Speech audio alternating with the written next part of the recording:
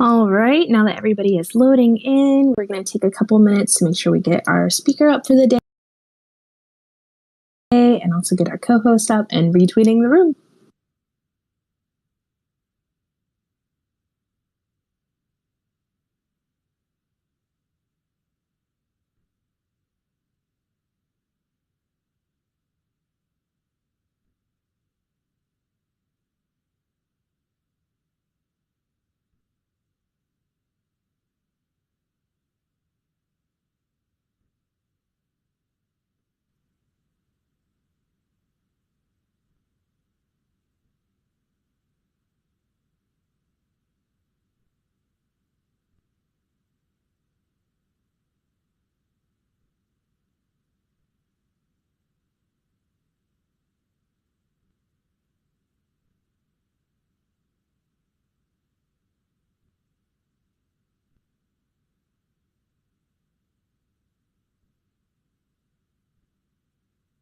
All right, we're just taking a couple extra seconds, make sure we got everything situated.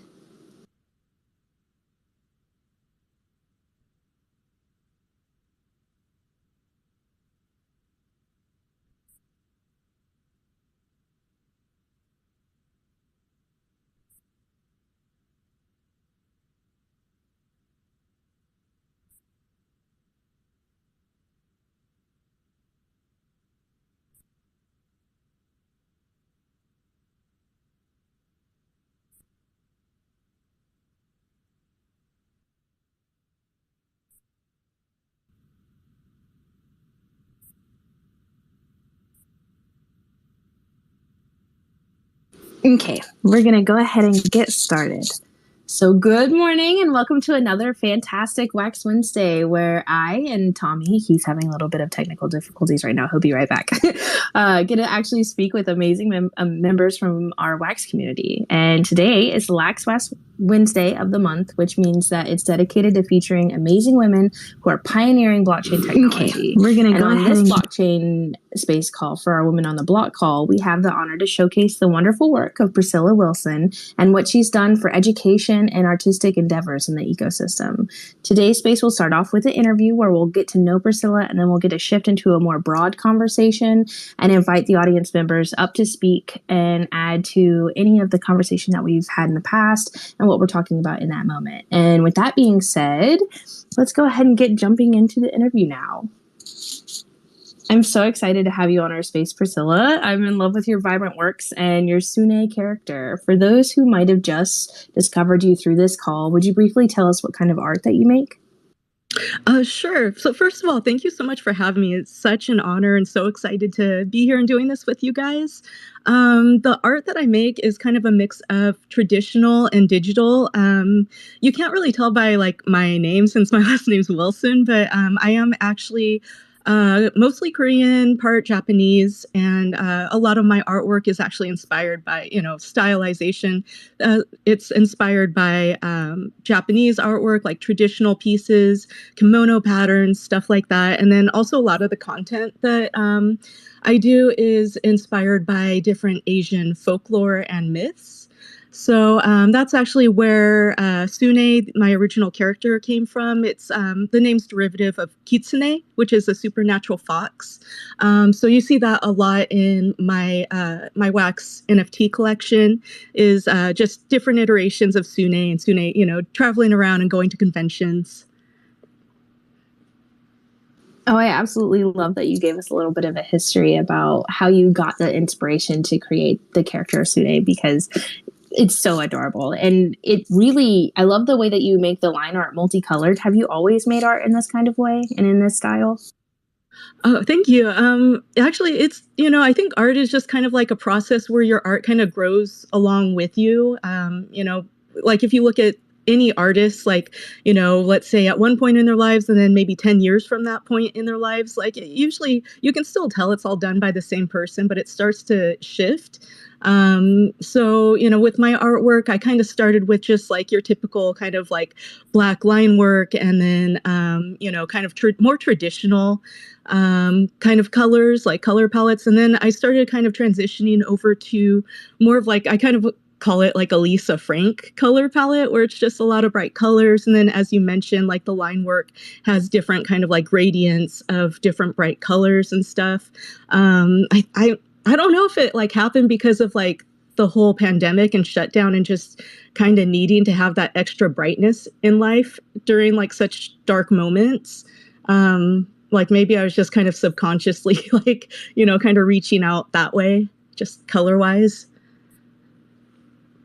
Oh, I love that you bring that up because I was looking through your Instagram and you really do see just all of your more recent works are so much more vibrant. Not to be creepy to mention I was on your Instagram going way back. We all do it. Right? Thank you for justifying it. But it was kind of cool to go back through all of your posts because I got to see all of the different stages it looked like you went through because you seem to work with a lot more than just digital art, right? So I saw stickers, sculpting, different paintings. It looks like you even work with enamel pens and candle making. Mm-hmm. Did you have a creative background before you dove into business for yourself and your art? Yeah, I mean, I've been drawing pretty much my whole life. Like basically every child starts out as an artist, and the ones who become like artists as adults are the ones who just didn't stop drawing. So, that's just kind of like the situation for me. Like I've always been drawing, and then I went to college and tried to get different degrees in, fine art and graphic design. And that's ultimately what I ended up like majoring in. So yeah, I've been doing that. I've been doing like different group shows at pop culture art galleries. I've done like, I had a whole phase where I did a whole bunch of like t-shirt art, for like sites like Threadless and Designed by Humans and like different bands like Dave Matthews Band and Ray LaMontagne and all that. So it's just been like a bunch of different kind of phases. And like the current phase, I think a lot of it, again, like kind of pointing back to the whole pandemic shutdown, like if you see all the enamel pins and designer toys, like those were all my pandemic projects. Everybody was like learning how to make sourdough and stuff. And, instead of learning how to make bread, I was learning how to make pins and toys. And fortunately, that was all able to be something that I could carry back over to conventions, which I sell my art at conventions. I was able to, take that and use it once conventions started opening back up again. I thought it was so neat to see some of your convention posts that you had where it showcased all of the way that you laid out your setup and your booth. And it really was eye-popping and really catching. I highly recommend anybody who is listening right now who's interested in that kind of stuff to go and check it out. And I know it's been a long time since we first spoke about having you on, and it was because you were busy with conventions. It was a hot season. Mm-hmm. Would you mind explaining to us what you typically do at those conventions? Oh, yeah. So maybe just an overview, because I know I actually see a lot of people that like, other collectors who are very familiar with conventions, but other people may not be. So when we talk about conventions, which we say con for short, and it's not like, oh, I'm a con artist and I'm going to steal from you. It's more like, oh, I'm a convention artist. So, just to get like some of the abbreviations out of the way. But yeah, the conventions typically have a lot to do with pop culture, not just comics anymore. So you'll usually see a lot of like movie and TV celebrities that are doing signings and photo opportunities. There's usually a lot of panels where you can learn a bunch of cool different things. And then there's usually an exhibitor floor and artist alley where you can go around and do a whole lot of shopping. For us collectors, it is like, that's like our favorite part, is because there's typically exclusives that you can only get if you attend the conventions. So like I started out at just attending conventions and, just became like really passionate, just love that whole world. So, it was always my goal to eventually want to sell at them. And I started selling in 2018, had my first booth space and selling my artwork and stuff. And, it was just a lot of growth since then, learning, what I want to change, what I want to do. So nowadays, like, my typical con experience would be we set up our table or our booth. We all sell like, different kinds of things. Most artists will sell like prints and stickers and pins and stuff. Not all of them do designer toys. So I have that. And then, some other different kinds of merchandise. It's always a lot of fun because you get to see friends that you haven't seen in a really long time, or friends that live like across the world or across the country that you never get to see except for these really special events. So, there's that. And then there's always the after stuff, like, after parties and hangouts and meetups and all of that, which is just, all part of the wonderful experience that is convention life. So that, I hope that like kind of covers it. But yeah, during the convention itself, I'm just selling stuff, sometimes doing quick sketches, meeting people, making connections, and all of that good stuff. It genuinely sounds like so much fun to go to a art themed convention. Oh, it's so much fun. If you experience it once, I think you will get hooked. You'll become like addicted to like what the experience is and want to keep going, especially once you start making friends in the community. Like it's just so much fun. And the closest thing that we get to have with that on Wax, it seems like, is DigiCon, and that was this past weekend. And so many people got to attend virtually, but I would imagine it would be such a more interesting experience in real life to be able to have those face-to-face interactions. And I wanted to kind of ask you about that because I know you also stream. How would you describe the in-person booth interactions compared to your streaming interactions? Gosh, Actually, it was really good that I did start streaming because like I'm really introverted, and it helped me kind of come out of my shell and become more used to like speaking. And yeah, just like kind of like, coming out a little bit more. It's still like my same personality, but, kind of more amplified. And that's actually really helped a lot with selling at conventions, because sometimes you'll see really shy artists who don't say anything and they just sit there on their phone. And that's not really good for sales or interactions or, making sure that like all the attendees have the best experience possible. So yeah, in a way, I would say like streaming has been like super helpful for conventions.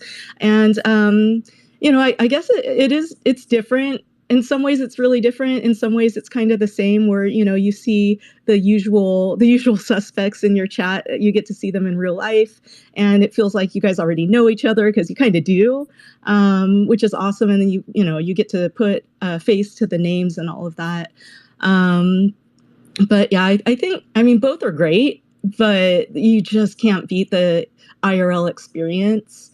I will say, though, DigiCon does a really good job. Like, it's probably the best virtual thing I've ever seen that's even come close to a convention experience. So, if you kind of dig the whole thing that DigiCon is doing, then you might want to look into, like, maybe attending your first con if you haven't been to one yet.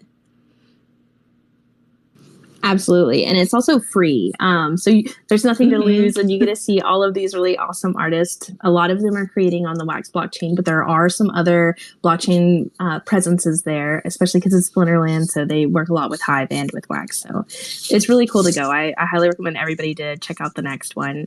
It was this past weekend. But aside from DigiCon, I'm also curious to know what the discoverability is like between your streams and between the in real life events at the conventions. So do you think that you get to meet more people whenever you're streaming online and you have your online presence? Or do you think you get to meet more people whenever they're at a convention with like an artist's intention? Oh, man. Honestly, all those things are kind of symbiotic. I would say, well, it also depends on the size of the convention too, because you have ones that are smaller where it's maybe just like a few hundred or a few thousand. Then you have like the really huge conventions like Anime Expo or San Diego Comic-Con or New York Comic-Con, where it's like hundreds of thousands of people are there. So like when you think about, how big the space is for Twitch or Twitter or Wax or any of that, like it's kind of hard to compare it because like you get such a concentrated dose of like so many people at these events. So I would say as far as discoverability goes, like you really can't beat like the IRL conventions. You get so many more eyes on your stuff. And I notice there's always an uptick on social media followage. After I do a big convention, I usually see a lot more people that are following and interacting and all that. But that's not to say that there isn't, a whole lot of discoverability on all of the online platforms too. Especially like if you're able to add, say, utility to your NFTs or something, then suddenly you get a whole lot of eyes on your project that way too. And in a way, like that is a little bit comparable to IRL conventions. So yeah, I would say like, it's, yeah, IRL conventions probably a little bit more, but the other things like, is nothing to sneeze at. Absolutely. I love how you compared and contrasted them so in depth and in detail about like really like this type of convention has this type of effect where the streams have these types of effects. That was very helpful. And I think that kind of there's not a lot of people who talk about that type of data, especially in the blockchain ecosystem space. So it's really nice to hear this different type of perspective, especially as more of the people on the blockchain are starting to attend conventions in real life to spread the word. And I know that you recently set up an educational space to onboard new users to Wax at one of the conventions itself. Would you tell us a little bit about that? Yeah. So, I mean, here's the situation and kind of the, I guess, like how the environment is at some of these conventions. A lot of them still have a foot heavily in the old traditional kind of sense where they want the focus to be more on print material and comic books and art prints and, those sort of things. And unfortunately, there are like a lot of artists that I want to say maybe they don't have the best information and they think NFTs are evil or horrible for the environment, which we all know is not the case. But, I think they're just maybe a little misinformed. So the thing is, like, with some conventions, I don't want to say they're hostile to NFTs, but they're just not there yet. They're not ready yet. Other conventions, you can kind of tell they're a little bit more open to it. And then there are also the conventions where they're full on like, yeah, this is one of, like VV is one of our sponsors or like, so you can kind of tell a little bit like which ones you want to strike at and which ones you maybe want to pull back a little and just have more of a subtle presence. So for the ones that are more print focused, I usually just have my NFTs that are free accompaniments with my physical exclusives.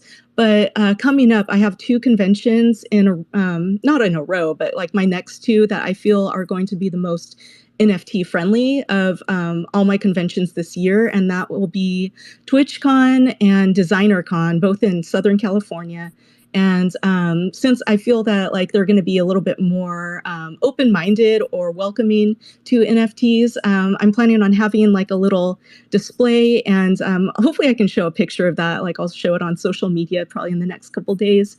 But I just want to have something where it kind of maybe turns people onto Wax a little bit more. Like I actually got Wax's permission to use their logo on the display and just give like some brief information about. It's like the future of gaming, collectibles, art, and all of that. And then I also wanted to kind of shine a little spotlight on some of my NFT streamer friends. So, especially with TwitchCon being one of them, definitely want to, highlight some of the different Twitch streamers. So, I made sure to mention our friend CS Sully, who's a partnered Twitch streamer. And he also onboards a lot of people into the Wax space. And then I also have Gooballs TV, NFT Gamer TV. I have Neon Space and Burst of Energy. They're all, different streamers that I watch regularly. And so I trust them and know that if I'm able to onboard somebody new, then they will be in good hands to, start the educational process and hopefully become more integrated into this new community. So that's the plan. And then along with the display, I know that people, like, I've done enough of these conventions to know that people often throw away things like flyers and business cards, but they keep stickers because stickers are fun and precious. You can put them on things. So I made different small stickers, like little promotional ones for the different streamers, including myself, just to try and make sure that people have these takeaways, because at conventions, like IRL conventions, it's overwhelming. There's like a lot of almost just sensory overload of so much to see and listen and do. So it's really important to have these takeaways. That way, when people get home and they settle in and they remember things, like, oh yeah, like I want to check out these people, or I want to sign up for a Wax account, and all of that. So that's the plan for the next 2 conventions. Hopefully it works out. Oh, that's so exciting. I can't wait to see the pictures whenever you have everything set up. And Yeah. all of those Wax Twitch streamers are amazing, including yourself. And I love that you give them a shout out. Yeah. Yep. And you mentioned briefly on this about like the types of people who come to these conventions. Some of them are more inclined to be okay with NFTs, and some of them had the poor information. What is some of the best ways you found to connect with other artists at these conventions and other collectors, really, too, to get them interested in learning about the blockchain ecosystem? So how do you approach them usually? So I'm usually kind of careful unless it's someone where it's like an art neighbor friend that I've, met before. Like sometimes I'm a little bit more careful if it's like a neighbor I have never sat next to. Just because like you never know if it's going to be somebody that's anti NFTs. So, I don't usually like approach them about it. I'll just like, talk to customers when they come up if they have questions about it, or, if I happen to have a free NFT that I'm giving out that day, I'll ask them, oh, would you like a free NFT? And they'll say yes or no. So I've had situations where my art neighbors sitting next to me, of course, we hear each other like all day. And I've had a couple of them ask me before, like, oh, hey, like, this sounds interesting. I heard you talking to your customers about like NFTs, and like it seems like there's a good response that like, could you tell me more about it? Which is always really cool, because again, you never know if you're going to get one of those NFT haters as a neighbor or not. So it's always just really nice, if they're the ones that are suddenly interested and approach you instead of vice versa. And as far as customers go, it's a little bit different than how artists are in Artist Alley, because most of the customers are collectors, and collectors in general are way more open-minded to these kinds of things, because it's like it's really, it's just like another collectible. It's another way to collect things, except it doesn't take all the space in your house. So, when you kind of explain it like that, suddenly they're like, they're on board. They want to do it. They're excited about it. So I would say it's definitely easier to onboard customers and collectors because they are already in that headspace and they already have a love for collecting. It's a little bit more difficult with artists, but it can happen. You just have to kind of let it happen organically right now. Like, right now is not the time to push it too hard until people get more information and think maybe the space changes a little bit. So yeah. Well, thank you for that. I think that was really insightful into the dynamic of the thought processes between the artists and then the collectors themselves too, about their thoughts about NFTs. Is there anything you think that we could do as like a digital presence or an internet presence to help change the narrative of the artists and maybe be able to onboard more artists? Or do you think it, like, I know you mentioned earlier, it might not be the right time until the space changes, but we are in control of making sure that change happens. So are there any different ideas that you may have for us to be able to take in and reflect on? I think right now, like if you can get more artists, like physical artists, kind of like myself, or, maybe even start in like the designer toy world, because that world is a little bit more open as opposed to like just strictly like Artist Alley print kind of artists. For whatever reason, like, I'd say like maybe a little bit of the pin artists, but yeah, like a lot of the 3D artists are more open to it. If you're able to get more people like that are actually able to spread the word, because like people will listen to them, I think that might be a good way to go about it. So like say like if I had more artists come up to me and approach me, then hopefully like I could get them on board and maybe start their own collections. And then that's one way to kind of just like organically spread the word a little bit more. I think another thing to be aware of is that there are some people that are so anti-NFT that they block certain words. So like, you know, if you're say you're on Twitter, they can block the word NFT or blockchain or crypto, and any tweets from their friends that have like these words, they just won't see it. Like they never see it. So, you know, that I think that's something that you have to be aware of to make sure you don't use any of the keywords that might trigger that. But, you know, carefully try and educate, because like, and then kind of listen too. You have to listen to what people are saying, what their biggest complaints are about NFTs and crypto and all of that. So if you're able to address and then educate on those points, you know, some people you might be able to change their minds. Other people are so adamant about just like, I hate it. And like, you know, they're not going to want to admit that they were wrong. You know, there are going to be some lost cause kind of cases like that where they're probably not going to do it until, you know, way down the road when NFTs are used and the blockchain's used for like way more stuff, just functionality wise. But yeah, for now, I think there are some people that you can kind of try and convert, but you just have to be careful with like the education process.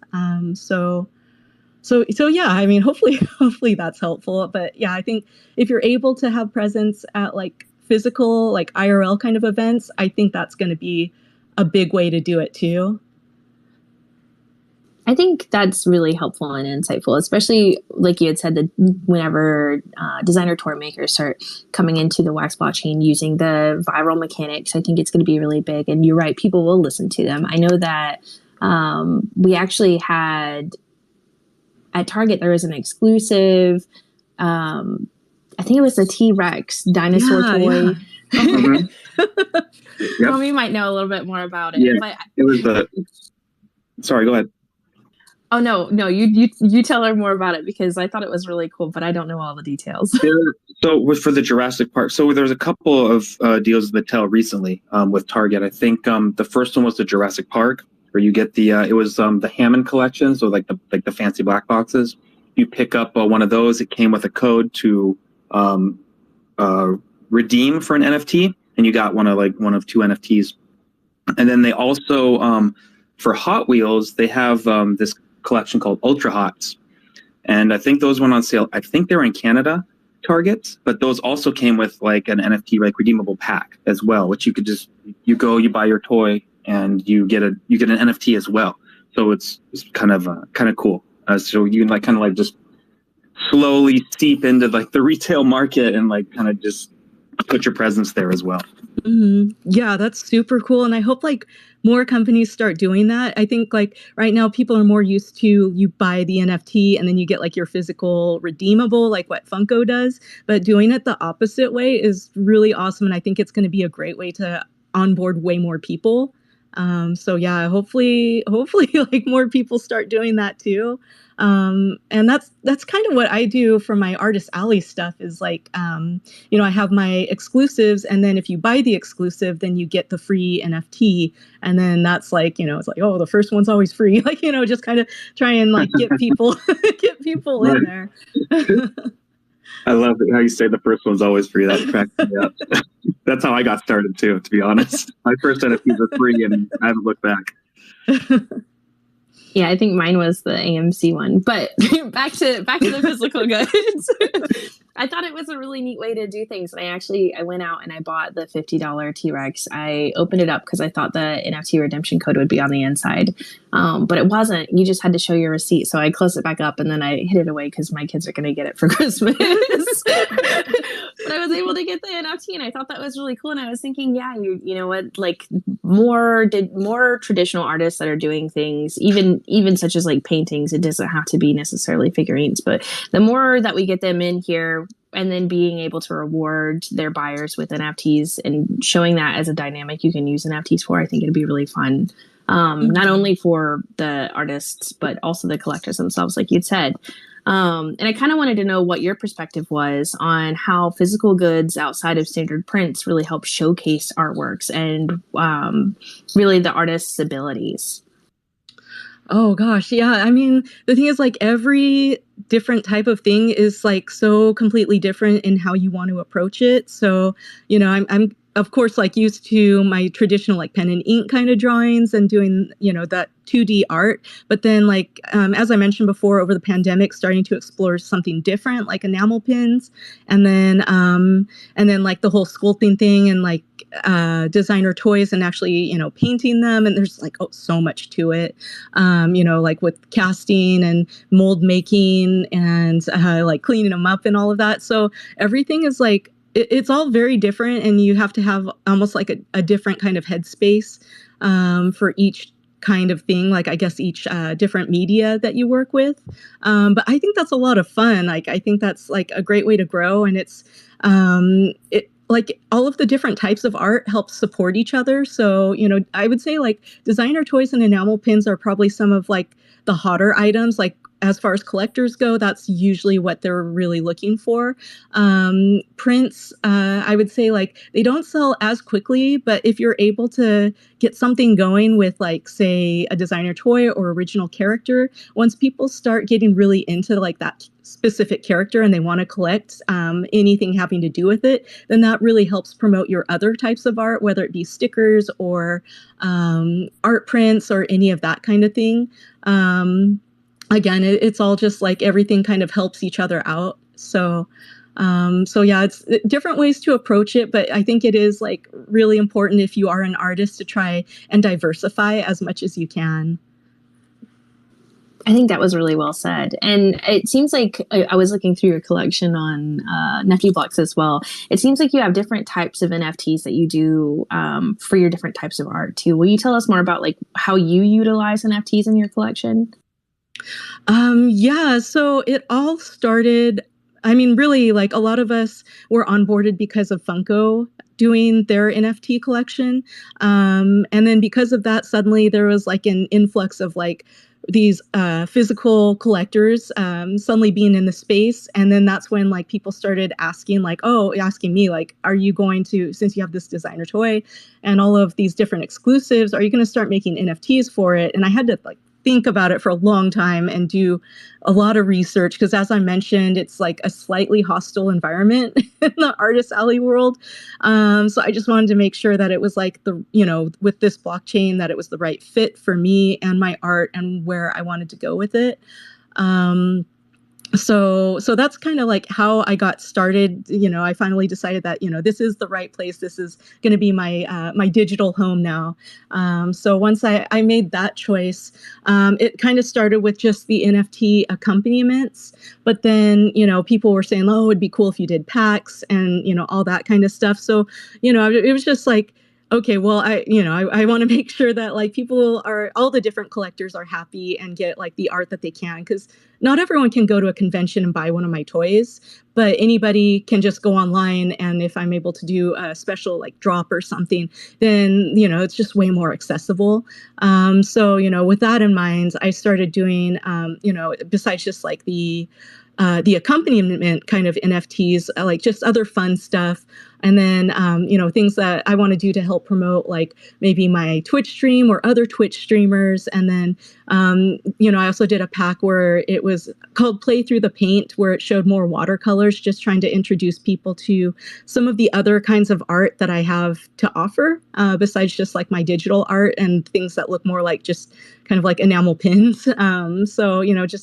I guess just like trying to make sure that like the digital collectors are able to have like at least semi-similar experience that like the physical collectors do at the conventions I'm at. So that's kind of how I've approached it so far. I think it's a really great way to go about things, especially as an artist. A lot of people have questions about like, oh, how are you going to bring utility to NFTs and things of that nature? And I know that Tommy's going to talk a little bit about that in the discussion portion. But I really like how you explained the steps and the processes that you went through to developing the collections that you have. Especially with having a character in your collections, it's a lot of fun to be an artist and be able to focus on building a world around the character. And I know that you do that with your physical goods. For sure. So I think this is the perfect segue really to opening up the call to the discussion portion.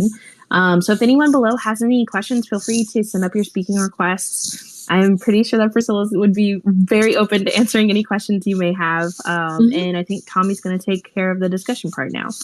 Yep. Yes. Hey, Priscilla. Thanks for joining us. Hey, Tommy. Pleasure to have you.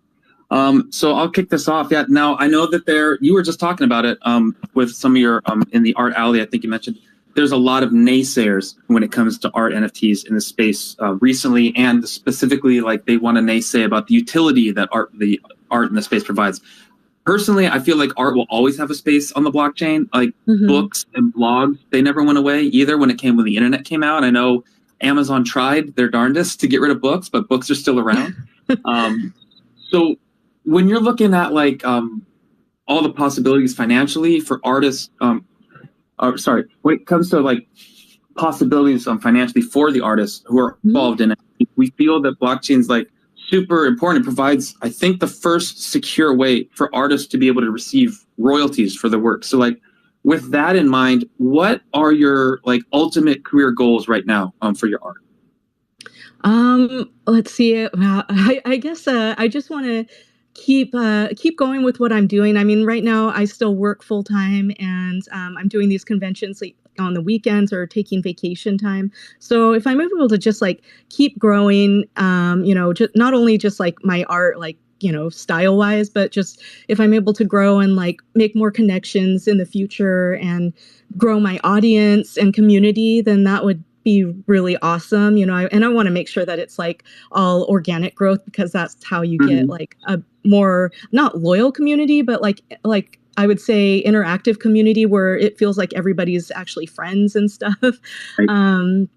So yeah, if I can just like kind of just keep pushing along and doing what I've been doing and, try and get into like more and different like conventions. Fortunately, I've been able to hit like a lot of the bucket list big cons, but like it would be cool. There's other ones that I might want to maybe try out in the future. So yeah, I guess just like, I don't know, I guess that's such a like basic response, but yeah, just like keep growing as much as I can. Yeah, I definitely wouldn't say it's basic, and I love how you hammer on the organic growth, because it's not like it's not going to make necessarily more loyal, but I think you'll find that when you're growing organically, you have more the community sticks longer, sticks around longer, and they're not so quick to wash off. Like, or waiting for folks to who might have an idea or want to bring up a question. In your like, what has been the hardest part for you about being someone who is like a creative person or creator? As far as like the NFT space goes, or just in general too. Oh, in general,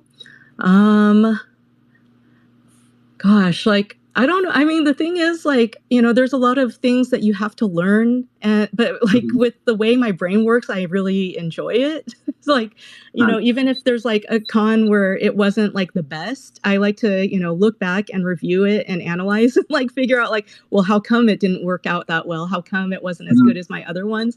So for me, like, I mean, it's a challenge and stuff, but like for me, I really like enjoy that challenge.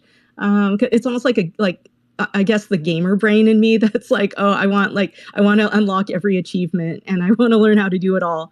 So I don't know. I mean, I guess for me, like, and like, even like the business side of it, like I kind of have like, I guess like somewhat of a business brain, whereas other artists I know, like they struggle with it and like, that's not the part they want to do. They just want to like do the art. And it's not necessarily that I like want to do it, but like, I think like, for me, it's like a little bit more enjoyable because again, I just like, it's like I turned it all into a game and trying to figure it all out. So I don't know. I mean, I guess that's the answer is like, even if there are struggles, I kind of enjoy it a little bit because like, then I get to learn something. That's really great to like to have that outlook too. It's hard to get down a little bit on yourself sometimes when you're always like excited to embrace some of the changes. That's a really great outlook. I love your answer. Thank you. Yeah. All right. I see we have Facings come up, and then we'll go to Miss Teen Crypto right after that. Facings, you have the mic. Hey there. This is Francis with Facings. I did want to just really touch on what you had said about the negative connotation of the term non-fungible token NFTs, and how because we are in the age of the internet, that we can skew our information to disinclude or not include whatsoever, like the terms that we don't understand or we don't like. And I think, like the characterization and the framing around certain news sources when it comes to non-fungible NFTs is just, it's just like some people are just going to spoil it for the rest of us, frankly. And like when we have a lot of internal conversations at Facings about trying to change the nomenclature of NFT to do something other than that, but still encapsulate what an NFT was. And we were bouncing around with the idea of like a term called nostalgiables, because a lot of people who, spend money on NFTs, they do it because of the nostalgic reasons, like Garbage Pail Kids, or I don't know, like the yeah, or just the Bernie series. It's just it's something that you resonate with because you're nostalgic for it, and it doesn't necessarily have value in like a Wall Street kind of marketplace. It's just like it's your it's nostalgic to you. Or like digital collectibles, because I feel like nostalgiables really doesn't encapsulate what you do, your art, some sort of like the way to integrate digital provenance into integrate that into non-fungible token. I don't know, just throwing it out there. But like what you said, it just really was like, yes, we have a word problem. Captain, for sure. We have a word problem here, and I don't know how to fix it. I mean, I notice even with, people trying to do, say, panels at like the different cons, they're careful with it too. Like I notice people say like, oh, here's a panel on the Web3 space. Like they don't even want to say NFT or anything that's going to trigger people. So yeah, I think being able to say things like digital art or digital collectible might seem a little bit more friendly, and it also might help you bypass like anybody that has blocked terms on either like Instagram or Twitter. I think like, if you're able to kind of like have that kind of mindset, it might help. And also make sure like be careful with your name too, because like if your name gets blocked, that's not good either. Some people might have like NFT in their name. I guess just some things to be aware of depending on where you want to go and what kind of audience you want to reach out to. Yeah, right on. All right, thanks. I'll hand the mic back. Oh, great talk, by the way. All right, Thank perfect. You for this. All right, so let's go. Miss Teen Crypto, welcome to the stage. Hi, Tommy. Hi, Schnazzy. Hi, Facings. Hi, Priscilla. Hey. Nice to meet you. Hope everyone is doing well today. So I know I came in a little late, but I just wanted to ask, like, when did you start your NFT collection? Because I see here, like on Nefty, your future drops are going to be NFTs are only attainable at TwitchCon, and I really like the idea of that, like, being able to whitelist your drops and people like actually having to do some work, like a kind of a POAP type feel to get your NFT. But yeah, how did you start your collection and when? I started it, I want to say like maybe about a year ago, and it started like way more slow because again, I was just doing it as accompaniments to like different exclusives, like physical exclusives that I had.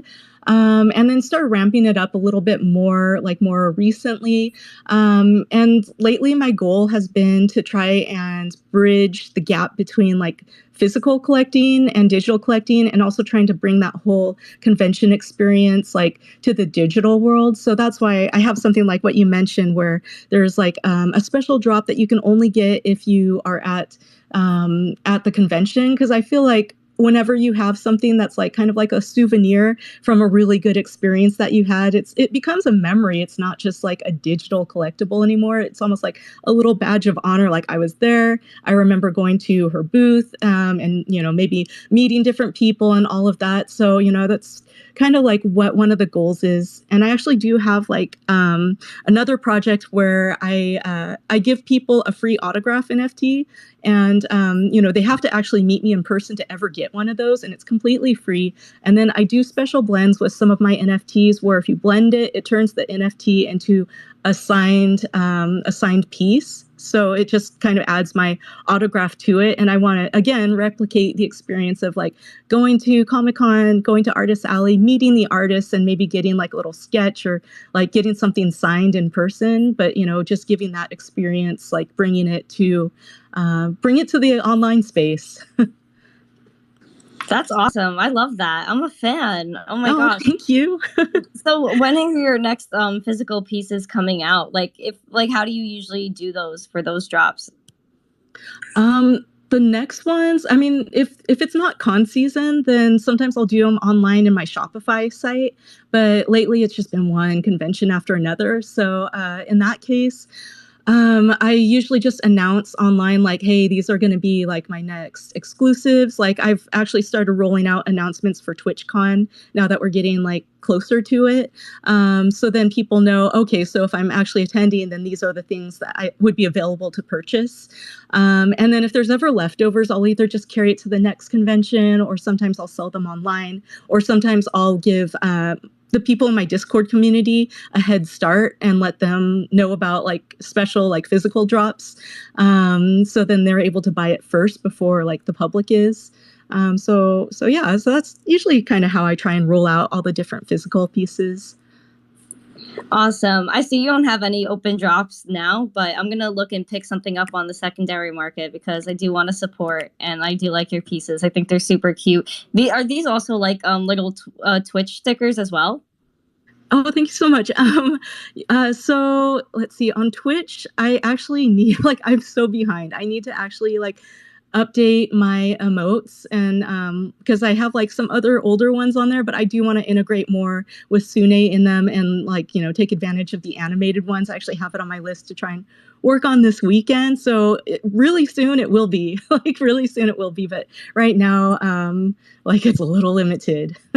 Awesome. If you ever make them into like Telegram stickers as well, join my Telegram chat. I would love to add the sticker set to like my favorites because I would use these. Oh, I think that'd be adorable. awesome. Okay, yeah. That would be awesome. Thank you. No, thank you. I appreciate you. Thank you, Miss Teen Crypto. Look, these are the connections. These are why we host spaces like this, right? Is to be able to make connections, be able to showcase people who are doing amazing things on the blockchain. And then, you know, it helps with that discoverability too, especially whenever people have a lot to learn. I mean, in this conversation, you've taught us so much about your process whenever you're at conventions, how you use different types of mediums to be able to bring more value to the people who collect your pieces in the real world and in the digital world. And it's just really cool. I've learned so much. So thank you so much. I wanted to, before anybody else comes up to ask another question, I was curious if you would just elaborate on what you like to stream, because I know that you mentioned being a gamer earlier, and I know that you're also an artist. So what kind of things do you do when you're on stream? Oh, so my stream is mainly focused just like on the art side of things. So sometimes I'll do streams where like maybe I'm doing a drawing.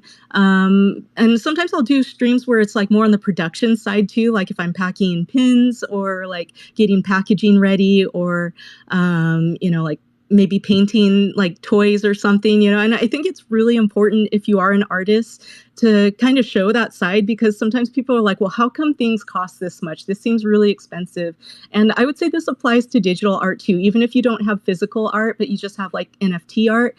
If people can see you creating it, it gives them new appreciation for it. And then they're also suddenly like, you know, like, oh, you should be charging more for this instead of like saying like, you know, like, why does it cost this much? Suddenly they understand like how much goes into like just a single piece and producing it.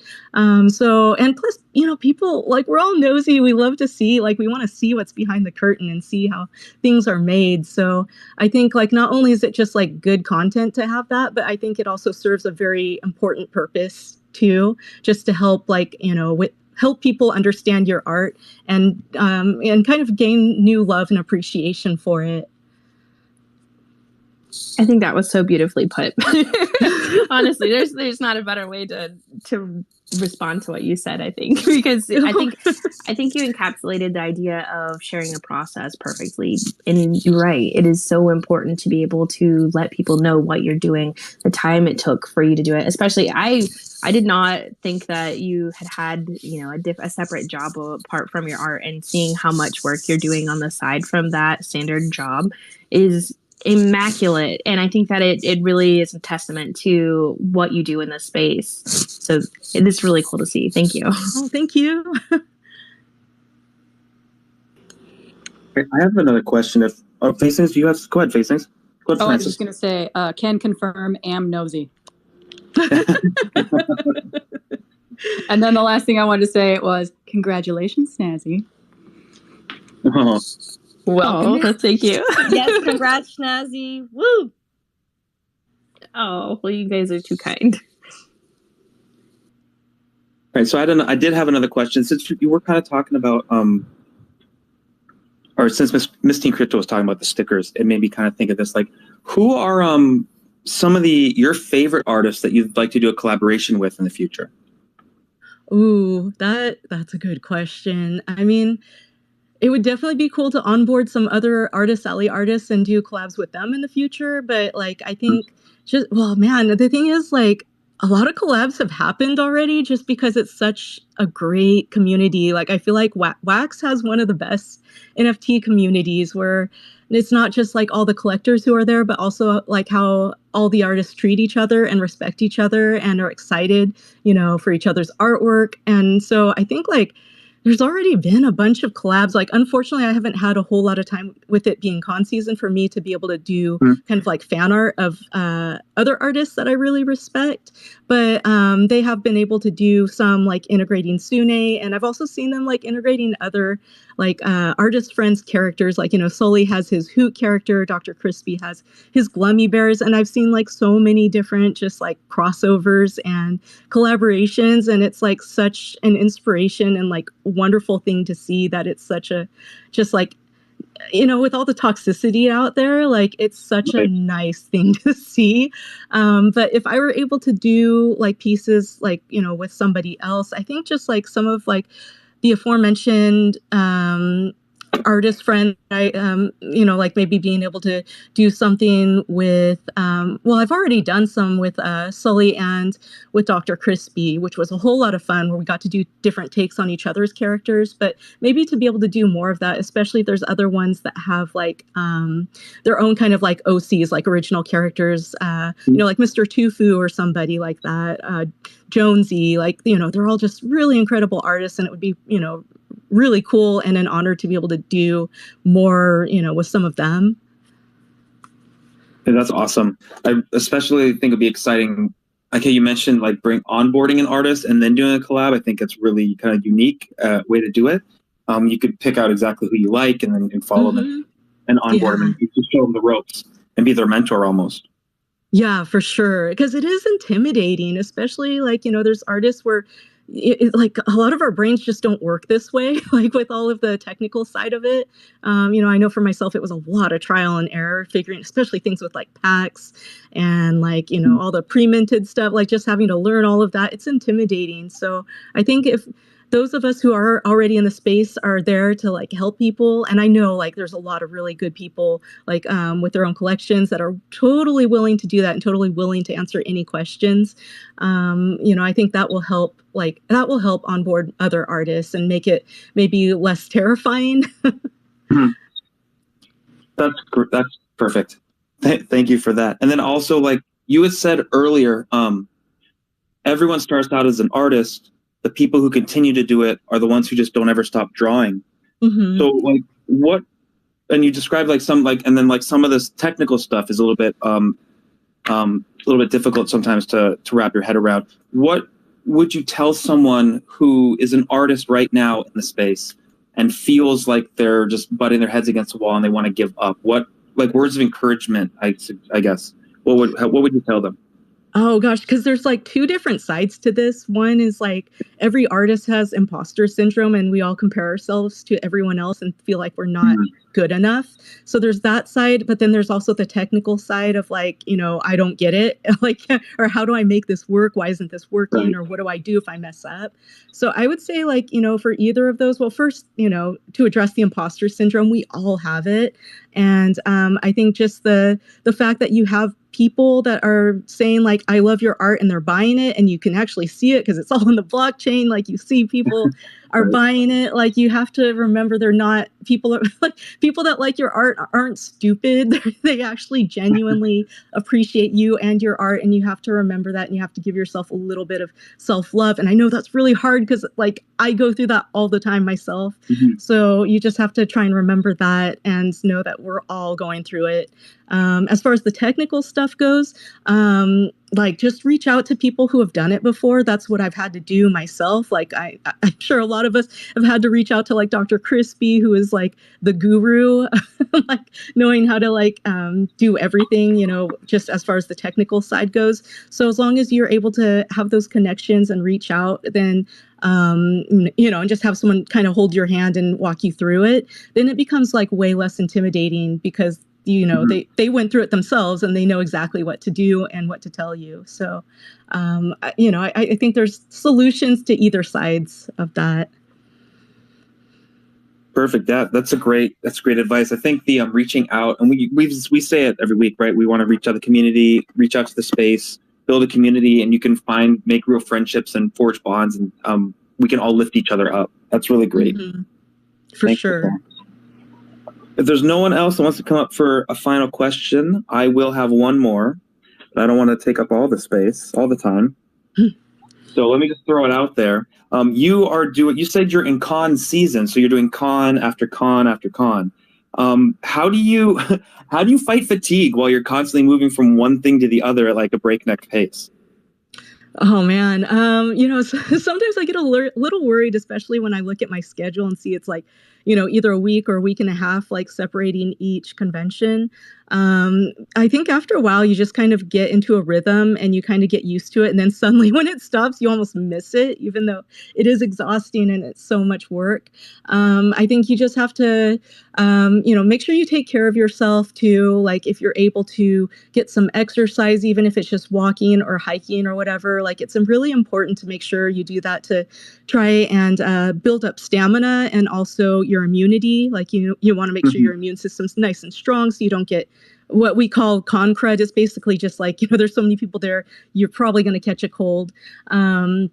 So you want to just make sure that, and then of course COVID and the flu and all of that, you just want to make sure like your body is able to fight it. You want to make sure that you're able to eat decent food when you can. It's hard, I know, when you're at a convention and you're so busy, but that, and then also trying to stay hydrated. Anything you can do to just kind of like take care of yourself mentally and physically is just really important. And then, not to make it sound like political or propaganda, but I found like after the whole shutdown, wearing masks at conventions where you're around tens to hundreds of thousands of people has actually, like, I used to catch colds all the time. I used to get con cred at like every con, but ever since like masking and everyone like being vigilant about like hand sanitizing, suddenly like I never get sick anymore. So, just it's important to make sure you take care of yourself that way too. If you can, as long as it's not, if you feel differently, that's totally fine. But, it's just something that I found for myself helps a lot.